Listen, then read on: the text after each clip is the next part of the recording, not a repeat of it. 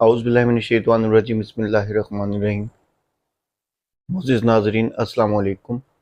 ایک بھائی کا سوال آیا کہ یہ جو ہم ایک دوسرے کا مذاق اڑاتے ہیں اور جیسے مطلب دوست آپس میں بیٹھے ہوتے ہیں اور ایک دوسرے کا مذاق اڑاتے ہیں اور بعض اوقات چڑھانے والے کوئی نام رکھ لیتے ہیں اور یعنی کہ جیسے آپ نے دیکھا ہوگا دوست آپس میں، یار میں تو اس کی کلاس لے رہا تھا، میں تو اس کی کٹ لگا رہا تھا، اور اس کا مذاق اڑاتے ہیں، یا فور ایگزامپل ہم کسی کا مذاق اڑاتے ہیں۔ تو اس بھائی کا سوال یہ تھا کہ کیا یہ جو ہے، یہ جو عمل ہے یہ صحیح ہے؟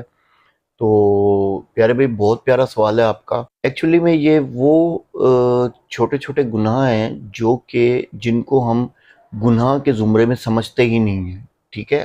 ہمیں پتہ ہی نہیں ہے کہ یہ بھی گناہ ہے، ٹھیک ہے؟ اور قیامت والے دن ہوگا کیا؟ قیامت والے دن ہوگا یہ کہ یہ چھوٹے چھوٹے گناہ اتنے بڑے گناہ بن جائیں گے کہ ایک بہت بڑا گٹھر بن جائے گا ان چھوٹے چھوٹے گناہوں کا۔ جب پتہ چلے گا، ان کو تولا جائے گا، تو وہ پتہ چلے گا یہ وہ چھوٹے چھوٹے گناہ تھے جن کو ہم گناہ سمجھتے ہی نہیں تھے۔ تو یہ گٹھر تو ان گناہوں کا ہے، یعنی کہ یہ جو کتابچہ بھرا پڑا ہے یہ تو ان گناہوں کا بھرا پڑا ہے۔ تو ہم نے بڑے گناہ سے تو ہم بچتے رہے، لیکن ہم چھوٹے گناہ کرتے رہے۔ یہ تو وہی مثال ہوئی کہ انسان لکڑیاں جمع کرتا رہتا ہے اور اینڈ میں پھر اس کو آگ لگا دے۔ تو یہ وہی کہانی ہو جاتی ہے۔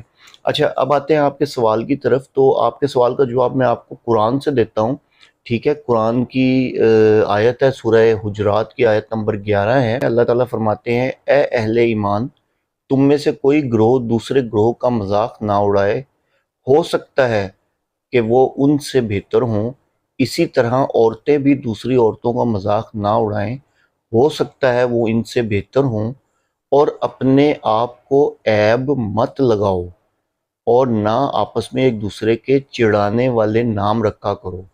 ایمان کے بعد تو برائی کا نام بھی برا ہے، اور جو باز نہیں آئیں گے وہی تو ظالم ہیں۔ تو آپ کو امید تو ہے کہ بات سمجھ آ گئی ہوگی، ٹھیک ہے؟ تو لیکن دیکھیں، بات پتہ کیا ہے؟ بات یہ ہے کہ ممکن ہے کہ مد مقابل شخص کی کوئی خوبی اس کے ظاہری عیب کے مقابلے میں بہت بڑی ہو۔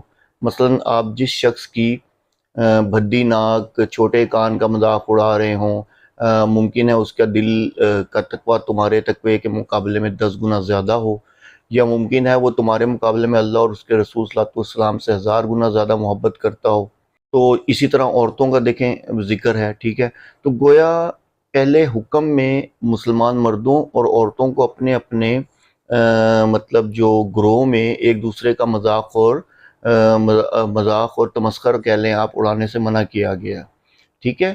اب اسی میں نے آپ کو جو آیت سنائی ہے، اسی میں جو دوسرا حکم ہے وہ کیا ہے کہ اپنے آپ کو عیب مت لگاؤ، یعنی کہ اپنے بھائی بندوں پر عیب لگانے سے منع کرنے کا آپ کہہ لیں کہ یہ بہت ہی پیارا انداز ہے اس آیت کے اندر، کہ اپنے آپ کو عیب نہ لگاؤ، یعنی کسی کو عیب لگانے سے پہلے یہ ضرور سوچ لو کہ وہ تمہاری اپنی ہی آپ کہہ لیں کہ قوم کا ایک فرد ہے، اور اپنی ہی قوم کے کسی فرد کو عیب لگانا گویا خود اپنے آپ ہی کو عیب لگانے کے مترادف ہے، ٹھیک ہے نا؟ اور اب تیسرا جو حکم ہے وہ کیا ہے کہ آپس میں ایک دوسرے کے چڑھانے والے نام نہ رکھو، یہ تیسرا حکم ہے۔ اچھا، کسی فرد یا کسی گروہ کے اصل نام کو چھوڑ کر اس کے لیے کوئی ایسا نام رکھ لو جو اسے پسند نہ ہو، یہ ایک ناپسندیدہ حرکت ہے، ٹھیک ہے نا؟ یہ ایک ناپسندیدہ حرکت ہے۔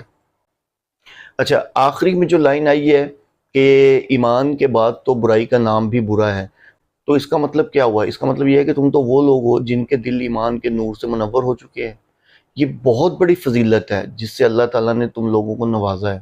ایسے اعلیٰ مقام و مرتبے پر فائز ہو جانے کے بعد ایسی گھٹیا حرکات کا ارتکاب اب تمہارے مطلب جسے کہتے ہیں، آپ کیا کہیں گے کہ شان نہیں ہے، یعنی کہ تم پہ سوٹ نہیں کرتا، ٹھیک ہے؟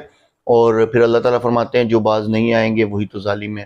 تو بتانے کا مقصد یہ ہے کہ بعض کو چھوٹے چھوٹے گناہ جو ہیں وہ بھی بعض اوقات بڑھ کر ایک بہت بڑا گٹھر بن جاتے ہیں، اور قیامت کے دن وہ پتہ چلتا ہے کہ سارے بڑے گناہ سے بچتے رہے اور چھوٹے چھوٹے گناہ بن کے وہ اس سے بھی زیادہ ایک بہت بڑا ان کی گناہوں کی گٹھری بن گئی۔ تو اللہ عز و جل آپ کو اور مجھے، ہم سب کو ہر گناہ سے، ہر چھوٹے بڑے گناہ سے محفوظ رکھے اور دین میں استقامت دے۔ امید رکھتا ہوں بھائی آپ کو آپ کے سوال کا جواب مل گیا ہوگا، ٹھیک ہے، اور انشاءاللہ عز و جل اگلے سوال کے ساتھ اگلی ویڈیو میں حاضر ہوں گا۔ اجازت دیجیے، وآخر دعوانا الحمدللہ رب العالمین۔